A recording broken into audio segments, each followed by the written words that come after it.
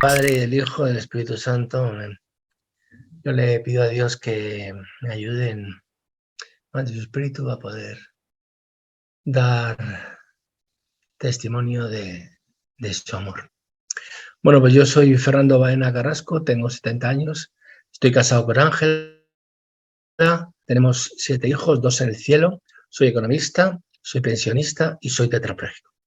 A mí me gustaba correr con el coche y una noche de fiesta, el 20 de noviembre de 1972, me di el golpazo del siglo. Tuve un traumatismo a nivel cervical que me produjo una lesión medular que me produjo una tetraplegia, es decir, una parálisis del cuello para abajo más severa en el lado izquierdo que en el derecho.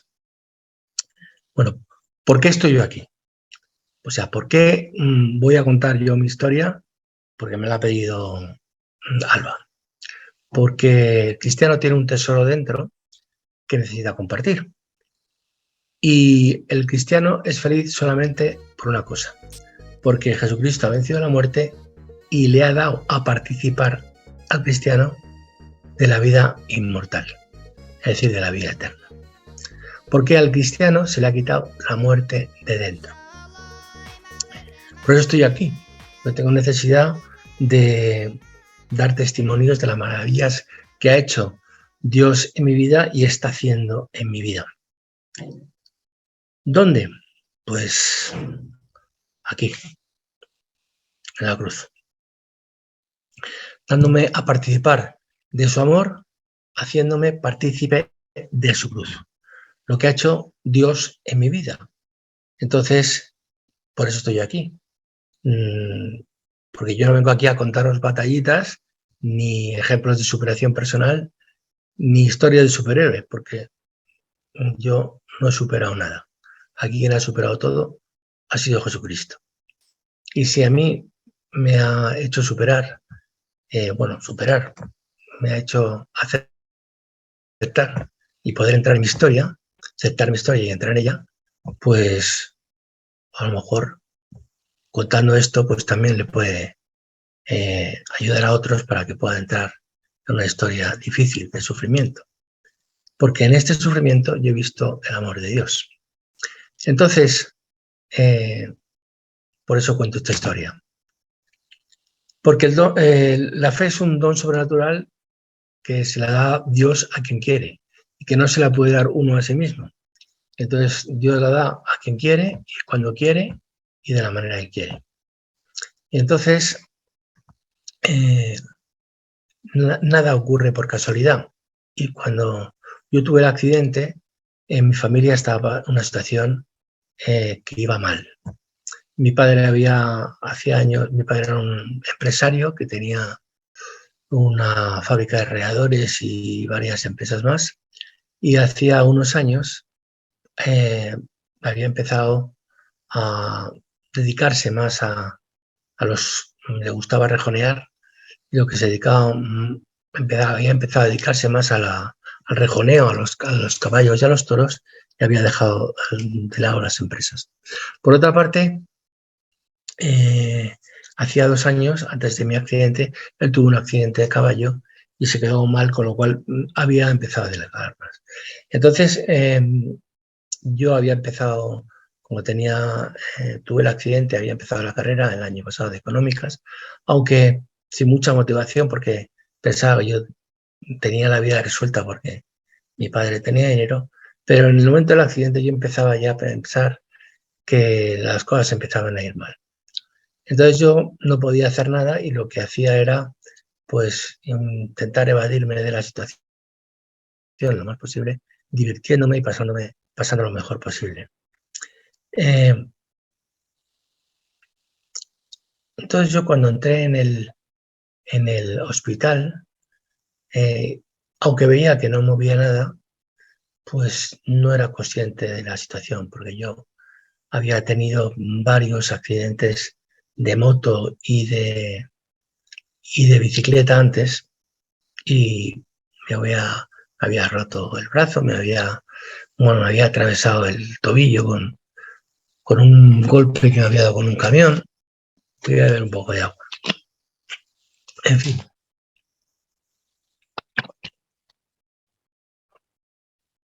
Me había recuperado de todos. Entonces pensaba que esto era algo temporal y ya está, aunque no había nada. En esa situación, pues me lié con la enfermera que me cuidaba en el hospital como una aventura más. Entonces, yo cuando pasó un tiempo me di cuenta que esto no iba a quedar bien y entonces me agarré a esta chica como un clavo ardiendo y pensando que era la única forma que probablemente podía integrarme socialmente. Porque pensaba que si los demás veían que yo tenía a alguien que me quería, pues podrían pensar que yo valía algo. Yo vivía en un ambiente en el cual era una organización de lujo, en la cual las apariencias eran muy importantes, porque lo más importante era el dinero y, y la imagen era muy importante. Entonces, fijaros la situación de autoestima que yo tenía, que me hacía, pues, tener prisionera a esta chica para poder eh, sobrellevar de alguna manera la discapacidad, porque a mí me era imposible aceptar la discapacidad. Entonces yo sé lo que es vivir en el infierno estando aquí en la tierra, porque yo la mentía, la decía que la quería cuando no era así, lo cual significaba vivir en la mentira, sabiendo dónde está la verdad, diciéndote a ti mismo que la mentira es la verdad para poder eh, sobrellevar tu vida. Además, esto se juntaba ya con que la situación de mi padre era cada vez peor y él no estaba bien tampoco. Y quien llevaba adelante la casa era mi madre, pues sacrificándose por todos, teniendo la casa en orden, ahorrando lo más posible porque ya eh, el dinero iba para abajo y intentando animarnos a todos y intentando poner paz, etcétera. Bueno, pues yo he hecho de todo para estar bien.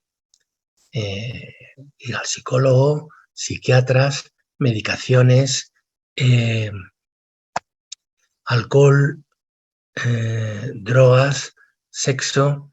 Hasta hice una prueba en una de estas refugios del Maharishi hindú, sin conseguir ponerme bien para nada.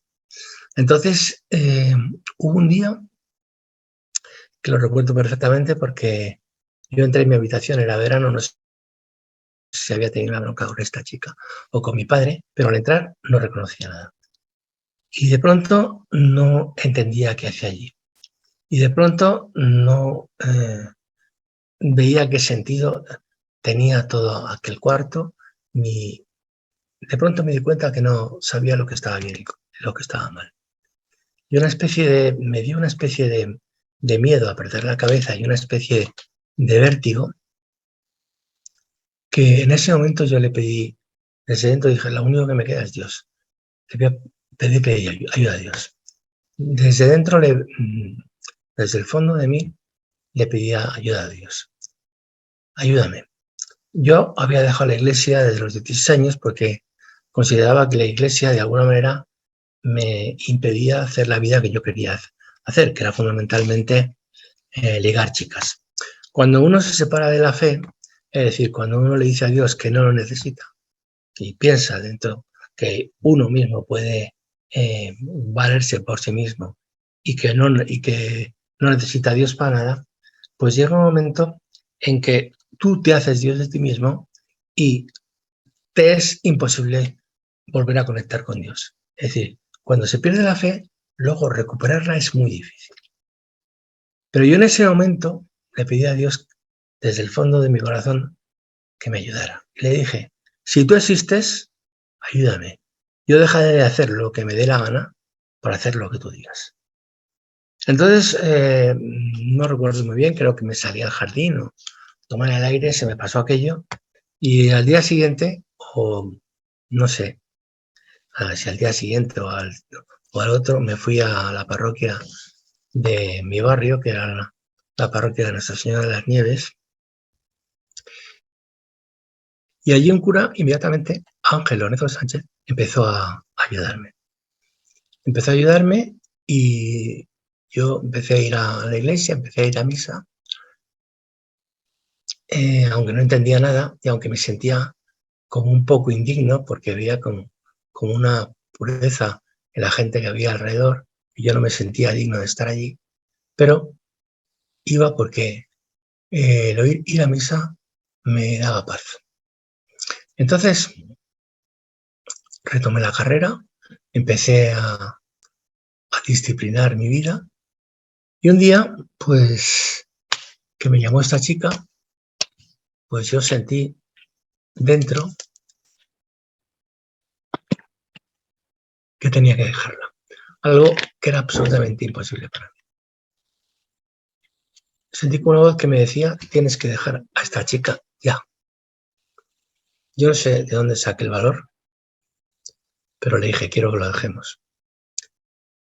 Se hizo un silencio helado y me dijo, sí, muy bien. En ese momento se acabó todo. Bueno, yo seguí yendo a la iglesia, me metí en las actividades de la iglesia, me metí en el coro y en el coro conocí a otra chica. Terminé la carrera de económicas, intenté encontrar trabajo, no lo encontré. Como había aprendido en la iglesia que había que ganarse el pan con el sudor de la frente, me puse un kiosco de prensa y revistas y los padres de la chica le dijeron que yo no tenía ningún futuro y que iba a ser una carga para ella y que la convencieron para que me dejara. La chica había estudiado piano y biológicas y lo que le gustaba era la música y se fue a estudiar producción musical a Boston, que hay una escuela en Berkeley que es muy buena. A mí eso me sirvió para darme cuenta que efectivamente con el kiosco no tenía ningún futuro. Y como pues el mercado ordinario no tampoco era imposible encontrar trabajo, pues entonces me di cuenta que la única salida que tenía era la función pública. Y en la función pública o tienes un enchufe o tienes que hacer una oposición. Entonces me dijeron que en el Valle de los Caídos había una hospedería que era muy barata, a la cual se iban los opositores a estudiar. Entonces alquilé el kiosco y me fui a la hospedería, al Valle de los Caídos, que yo era un caído, a estudiar una oposición. Allí me hice amigo de un monje, porque enfrente de la hospedería hay una abadía benedictina, y este monje me dijo que ahí iban unas comunidades cristianas que eran muy majos y que cuando aparecieran por allí, que me metiera. Bueno, pues yo me quedé un poco con la idea, pero tampoco hice mucho caso. Entonces, a finales de septiembre aparecieron por allí uno y inmediatamente se pusieron a hablar conmigo y me dijeron que iban a haber una convivencia allí el viernes siguiente y que me metiera. Este, que es amigo mío, se llama Carmelo. Total, que me metí en la reunión porque en el valle hay un salón enorme, es una especie de parlamento donde caben 300 personas, todo de madera, bancadas, y me meto allí y nada más entrar allí me veo a uno pequeñito en el estrado que cada vez que hablaba era como si pegara saltos diciendo, porque yo, toda mi vida, chupando rueda, impotente, para aguantar a mi mujer, para aguantar a mis hijos, para aguantar mi trabajo, hasta que encontré a Jesucristo. Y dije, madre mía, lo que está diciendo se está poniendo verde. Yo, que aún vivía de las apariencias, aunque ya no había forma de vivir de las apariencias, me quedé impresionado. Pero al fondo me gustó, porque digo, sí, este tío se ha liberado. Vale, entonces salí, estuve en toda la convivencia, salí y me encuentro a Carmelo me dice, bueno, ¿qué? ¿Qué te ha parecido? Digo, pues bien, y me dice, pues ya pues te invitamos a que te metas en una comunidad. No, no, no me meto en una comunidad porque yo he tenido muchos chascos en esta vida y yo hasta que no conozca al jefe no me meto en. Pues nada, cuando venga el jefe te lo decimos. Vale, pues estupendamente. Bueno, pues yo seguí estudiando allí y el 18 de octubre de 1984 llegó el jefe. Total, que me meto en la convivencia y me quedo impresionado. Entonces, porque todas las palabras que oí allí eran verdad. Entonces, sacaba la catequesis y el jefe, es decir, Kiko Argüello, manda a todos a su cuarto en silencio. Entonces yo me tengo que presentar aquí. Entonces cojo, me voy para el estrado donde estaba Kiko con Carmen Hernández y con Mario Pezzi. Le digo, oye, mira, que yo me he colado. Yo estoy estudiando aquí, estoy hecho polvo y me está gustando mucho esto. ¿Me puedo quedar? Entonces me dice, sí, hombre, sí, claro. Me hace así una pequeña caricia por la mejilla y me deja así medio, bueno, pues nada, me quedo viendo la coherencia y como digo, todo lo que oí ahí era verdad. Entonces me ve al final de la convivencia, cuando ya se estaban yendo todos, y me dice, bueno, ¿qué? Lo mismo que Carmelo. ¿Qué te ha parecido, chico? Digo, pues muy bien. Y me dice, pues ya sabes lo que tienes que hacer. Digo, no, ¿qué tengo que hacer? Dice, pues métete en una comunidad, chico. Digo, pues sí, pues me voy a meter. Total, que se va. Y digo, ¿y yo dónde me meto en una comunidad? Y entonces me encuentro a este otro y le digo, oye, que me voy a meter en la comunidad. Y yo, ¿dónde me meto? Y me dice, ¿tú dónde vives? Digo, yo vivo en Mirasierra. Dice, pues Virgen de Begoña. Pues efectivamente, me voy a Virgen de Begoña, que es de los carmelitas, es decir, del Carmelo. Fijaros el Carmelo. Carmelo fue el que me metió a mí allí. Y allí he terminado el camino, he hecho todo el camino neocatecumenal. 38 años. Esto no quiere decir que todas tarden tanto, pero hay unos que tardan más y otros que tardan, como yo, y otros que tardan menos. Bueno, pues, ¿qué es lo que pasó allí? Yo lo he visto después de muchos años. Pues que allí, de pronto, alguien dijo que existía una cosa completamente distinta a lo que está impregnado en el ambiente del mundo. Y es que existía el cielo. Es decir, lo que dice el ambiente del mundo es que no existe nada. Que no existe nada. Que después de esto solo está la muerte. Y después no hay nada. Y allí me dijeron que después de esto existía el reino de los cielos. Que existe Dios. ¿Y qué es lo que pasó? Que de pronto a mí me habían plantado una semillita de fe dentro sin yo enterarme. Yo sabía que yo estaba contento, que de pronto me había llegado un aliento de vida que me había dado vida por dentro, pero yo no sabía qué era eso. Porque cuando tú plantas una semilla, pues está creciendo por dentro sin enterarte. Y de pronto aparece una plantita así pequeña, una plantita pequeñita, y la ves. Y entonces ves que empieza a crecer. Le tienes que cuidar para que crezca para arriba. Pues eso fue lo que me pasó a mí en este encuentro. Bueno, pues yo me metí en la comunidad, empecé a caminar y nada, la comunidad, el camino neocatecumenal, pues es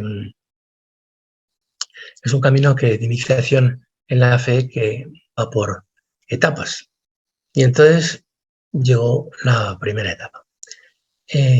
Yo tenía plantada la semillita, pero todavía la planta no había salido. Y entonces yo todavía no aceptaba la discapacidad y me odiaba a mí mismo por haberme quedado minusválido. Entonces, esta primera convivencia, de pronto estoy en la primera catequesis y de pronto estoy contentísimo. Y bueno, era una catequesis que hablaba de Abraham, que Dios le dice a Abraham, ¿tú ves el cielo? ¿Ves las estrellas? Porque Abraham tenía un problema ya que no tenía hijos y que no tenía tierra. Y entonces le dice Dios, mira las estrellas del cielo. ¿Las puedes contar? Bueno, pues como esa será tu descendencia. Bueno, pues yo me dio por salir fuera del sitio de la convivencia, que era Valfermoso de las Monjas, y de pronto un cielo lleno de estrellas.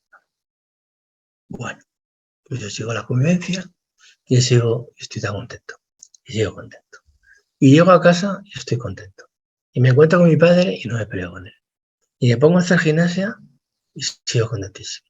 Y de pronto me doy cuenta que la parálisis no solamente no me importa absolutamente nada, sino que me parece bien.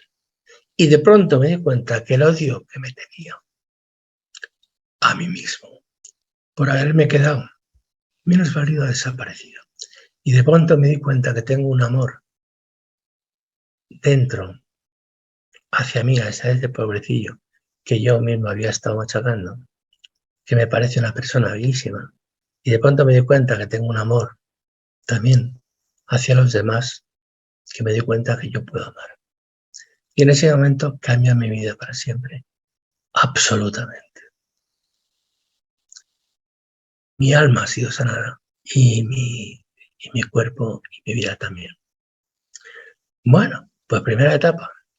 Bueno, pues yo sigo caminando en la comunidad y llega la segunda etapa. Y en la segunda etapa, pues hablas un poco de tu vida y cuentas tu vida, pues como la fe que tienes, etc. Y el catequista me dice que tengo que pedir perdón a mi padre.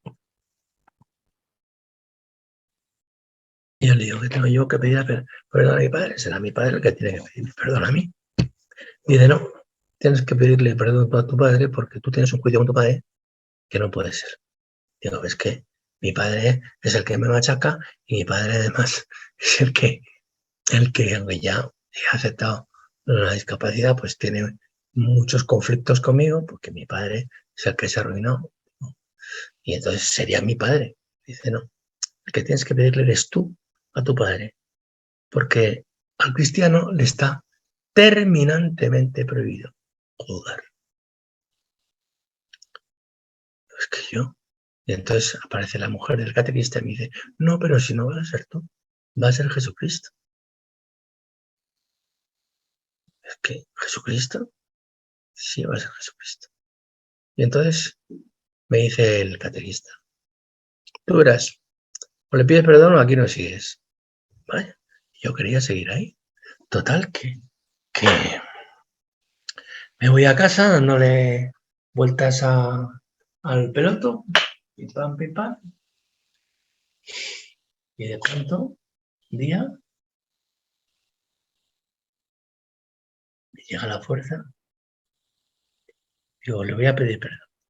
Me voy al salón, que está mi padre allí viendo la televisión, le digo, papá, un momento, perdóname. Se queda así, digo, perdón. Esto es como una taza que está rota en 1000 pedazos y de pronto, pum, está completamente nueva. A partir de ese momento, la relación con mi padre cambió absolutamente. Y la relación con la familia cambió absolutamente. Bueno, pues seguimos para adelante. Y entonces yo sigo en la comunidad, estoy contento, estoy bien, pero veo que todos se casan y tienen hijos y están súper contentos. Y otros pues se meten curas, y otros y otras se van de monjas. Y entonces yo empiezo a pedirle a Dios que me dio una mujer para hacer un matrimonio cristiano. Y empiezo a pedirlo en altavoz, porque en la liturgia de la comunidad se hace las oraciones en altavoz. Y pedir en altavoz, pedir algo a Dios, significa que tú no lo puedes conseguir por ti mismo. Y es, de alguna manera, ponerse en evidencia de que tú no puedes. Y entonces yo veo que los hermanos de la comunidad lo dicen y pío, pero yo sé que están pensando, a este le va a dar Dios una buena. Y yo pasa el tiempo y lo sigo pidiendo, como la palabra de la viuda, que sigo pidiendo. De pronto aparece una chica por la comunidad que la mandan de otra comunidad porque ha dejado al novio que se iba a casar con él, porque ha visto que no era para ella, y llega a la comunidad y inmediatamente conectamos. Y empezamos a salir y vemos que nos entendemos y vemos que jugamos en el mismo equipo y vemos que Dios está en la relación, y yo le pido que si se quiere casar conmigo y me dice que sí. Bueno, pues de esa unión con Ángela han nacido 5 hijos y 2 no han llegado a nacer y están en el cielo. Yo ya había encontrado un trabajo de economista y bueno, pues en ese tiempo nos hemos cambiado de casa a una casa más grande, pues ya venía el quinto y bueno, pues nos van las cosas muy bien, estamos muy felices en la comunidad. Mis padres vamos al barrio de Monte Carmelo, mis padres viven al lado, mi mujer va continuamente a su casa pues a ver si están en las medicinas y bueno, pues a veces a llevarle comida, etcétera. Bueno, pero mis padres empiezan a no poder funcionar solos y entonces pues mi mujer empieza a decirme que por qué no nos lo traemos con nosotros. Llevarlos con nosotros, pues si aquí no cabemos, es un follón aquí. Dice, pues nada, pues compramos una casa más grande. Dice, pero hombre, yo digo, pues yo primero me agobia con ese tema y segundo, pues además, pues no lo tengo claro porque aunque ya las relaciones con mi padre han cambiado absolutamente, mi padre tiene un genio de mucho cuidado y mi padre se queda hasta las 5 de la mañana viendo la televisión a todo meter. Total, que mi mujer me insiste, y un día yo digo, ¿y esto? ¿Y si yo tengo que hacer esto? Bueno, me pongo a buscar casa, encuentro una casa más o menos, yo calculo que puede entrar en el precio de lo que es vender la casa de Monte Carmelo y vender unas casas rurales que nos habíamos comprado en el norte de Cáceres. Y bueno, pues efectivamente, pues vendemos la casa, que en el año 2013, en plena crisis, vendemos las otras casas, nos metemos en un préstamo y mi padre me deja lo que falta para arreglar la casa, para adaptarla, etcétera, y nos vivimos a ir juntos. Esta es una obra absolutamente, la cual yo estoy contento, y no es una obra mía, es una obra que ha hecho Dios.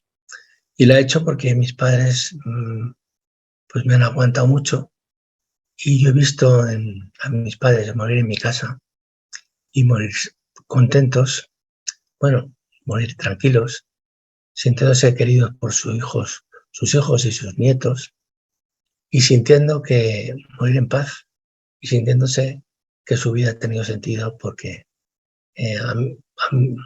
se han visto rodeados de amor en el final de su vida. Esto es una cosa que a mí pues me ayuda siempre. Ver que yo ya haya podido hacer esto. Entonces aquí alguno de los que está oyendo esto pues puede decir, claro, es que así es muy fácil tener fe, porque aunque tienes una cruz gorda, pues bien, pues Dios te la hace, te ayuda a llevarla, luego tienes una mujer estupenda que Dios te la ha dado, pues estando descacharrado y mira la mujer que te ha dado, y luego pues también unos hijos estupendos, y bueno, pues luego además, pues sí, pues has traído a tus padres, pero todas las cosas han salido para poder hacerla. Es verdad que Dios me quiere muchísimo, es verdad que Dios ha puesto signos en mi vida para llevarme a la fe, pero también es verdad que Dios me ha puesto una cruz y yo le he dicho que me la quitara y no me la ha quitado. Y no me la ha quitado, porque si yo no tuviera esta cruz, es decir, la sillita esta de ruedas, que no se ve aquí del todo, pero que ya veis cómo se mueve, pues yo me perdería. Porque yo soy una persona muy débil, soy un pecador y se me olvidaría todo. Entonces, el demonio siempre intenta confundirte cuando estás más tranquilo. Y entonces la conversión no es solamente lo que ha pasado, sino que la conversión es cada día. Y entonces nosotros en casa hace 2 años tuvimos un COVID, y yo tuve un COVID gravísimo, con neumonía bilateral y con insuficiencia respiratoria gravísima, y no me morí no por casualidad, no me morí porque los de mi comunidad estuvieron rezando todos muchísimo y mucha gente más estuvo rezando mucho por mí y no me morí. Pero me han quedado secuelas pues muy fuertes, sobre todo a nivel de movilidad y de transmisión neuronal, de la poca transmisión neuronal que me quedaba. Y entonces yo ya no puedo ni siquiera darme la vuelta en la cama. Eso significa que mi mujer tiene que levantarse todas las noches 4 o 5 veces para que yo me pueda, para ayudarme a dar la vuelta y yo pueda cambiar de postura y pueda dormir. Entonces, a mí aceptar esto es algo que me cuesta muchísimo, porque significa aceptar que parte de mi cruz, que es mía, la lleve mi mujer.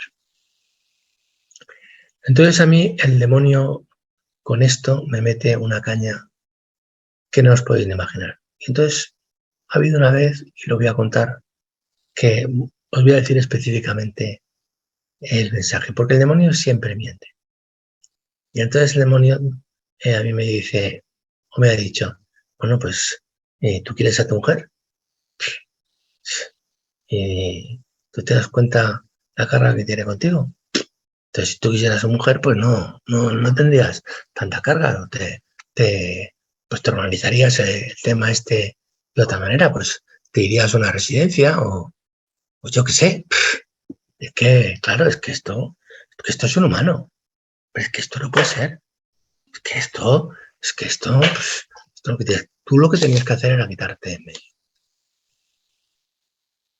La solución del demonio siempre es la muerte. Fijaros lo que está pasando ahora mismo con la eutanasia. Matar por amor. Por amor se muere, pero no se mata. Sin embargo, ¿cuántos hay que están abocados a esta solución? Yo respeto muchísimo las personas que no pueden más, porque yo sé lo que es no poder más y lo que es no poder más sin tener a Dios, teniendo que cargar sobre uno todo lo que le pasa en la vida, las dificultades, las tribulaciones, todo, y una situación de sufrimiento grandísimo, aunque hay otras opciones. ¿Y qué es lo que pasaría si a mí se me pudiera pasar por la cabeza? ¿Cómo se puede pasar? Pues que yo me estaría perdiendo lo que estoy viendo con mi mujer todas las noches cuando me voy a la cama, que es el amor absoluto de mi mujer hacia mí y de mí hacia mi mujer. Algo imposible si no está Dios. Porque si no está Dios, es imposible que se diera esto. Porque esto a mí me cuesta. Yo llego por la noche y le pido a Dios, ayúdame para poder dormir. Dios, ayúdame para que podamos dormir lo más posible, porque hay noches que no podemos dormir. Entonces, esto es, la cruz sin Jesucristo no tiene ningún sentido. Entonces, esto es algo que mis hijos desde mis pequeños me han visto en silla de ruedas y están acostumbrados. Pero a veces, pues, esta carga, pues a veces les cuesta entenderla. Entonces nosotros hemos tenido, porque en mi casa siguen viviendo mis 5 hijos, porque el mayor tiene 25 años y el pequeño tiene 17. Entonces son chicos que son jóvenes y son edades que son difíciles y a veces tienen crisis. Y hay algunos que están en la iglesia y otros que no. Porque claro, ya son mayores y entonces tenemos que respetar su libertad. Entonces, pues nosotros hemos tenido que explicarles esta situación y la han entendido, pero a veces les cuesta.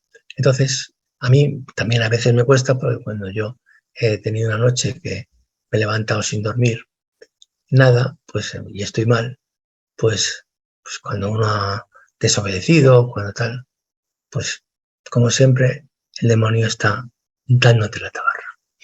Y entonces yo lo he visto exactamente como me ha dicho exactamente.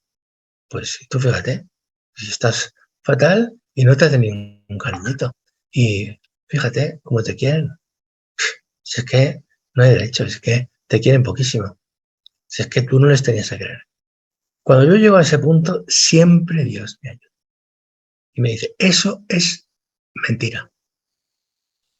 Tú quieres a tus hijos muchísimo y nadie ni nada te pueda quitar ese amor. Porque tus hijos son amor. Porque tus hijos los he hecho yo y te los he dado a ti.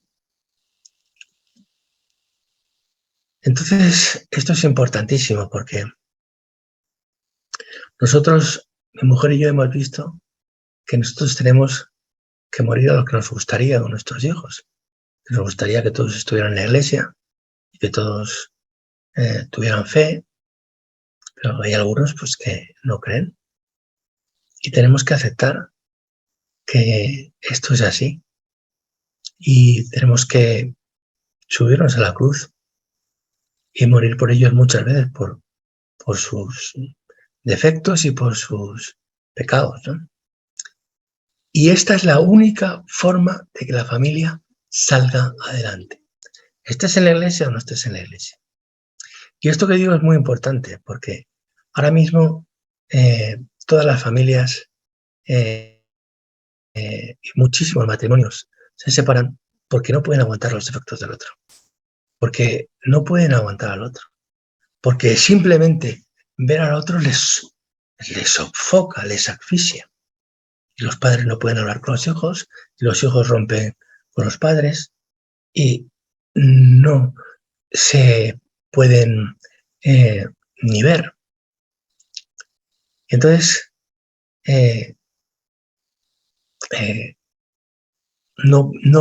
al fondo, ¿qué es lo que pasa? Pues que están viviendo un infierno. Y están viviendo un infierno porque no pueden amar. Y no pueden amar porque al fondo no viven en la verdad. ¿Y cuál es la verdad? Pues la verdad es este amor. Este amor es la verdad. Porque solamente se puede ser feliz si se vive en la verdad. Porque si se vive en la mentira, se está viviendo una ficción. Y solamente se puede vivir en la verdad si se acepta que este amor, esta clase de amor, este tipo de amor, es la verdad.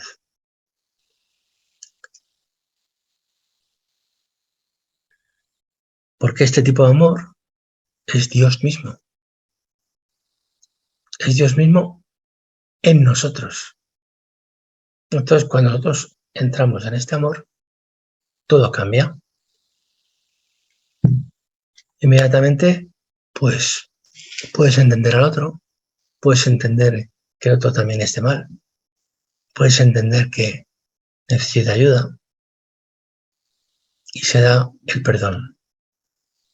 Y cuando se da el perdón, que es algo imposible, porque significa renunciar a tu razón, cada uno su razón, pues entonces cambia todo. Bueno, pues esto es lo que a mí me llegó cuando me predicaron que el reino de los cielos existe. Yo tuve el accidente el 1 de noviembre de 1972. Digo, el 20 de noviembre de 1972. Y el 20 de noviembre de 2022 hice 50 años, que fue el Evangelio de Jesucristo, Rey del Universo. Que es el Evangelio, os lo cuento porque fue un regalo maravilloso para mí. Como un signo, porque Dios te manda signos. Que es el Evangelio de Jesucristo en la cruz, mientras que todos le están insultando, los magistrados, los soldados, uno de los ladrones, están diciendo, si eres Dios, bájate de la cruz. ¿No dices que Dios te quiere tanto? Pues que te salve. O a otros salvado, que le salve él.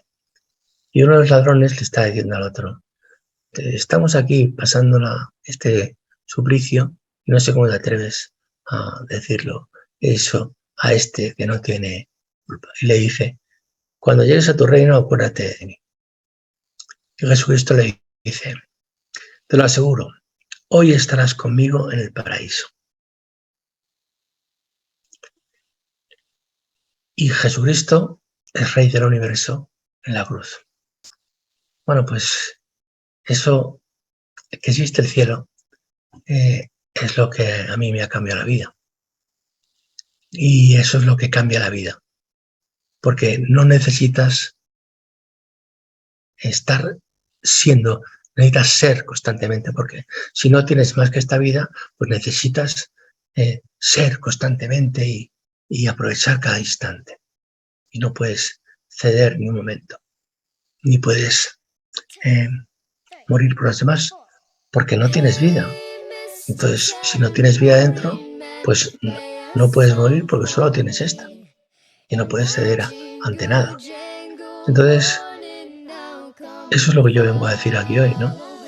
Que existe el cielo y que Jesucristo ha resucitado y desde Él nos manda un espíritu vivificante que lo cambia todo, porque a partir de con este espíritu dentro nos hacemos uno con Él y podemos amar. Y cuando podemos amar, somos felices. Bueno, pues yo he terminado. Así que rezar por mí, que soy un pecador.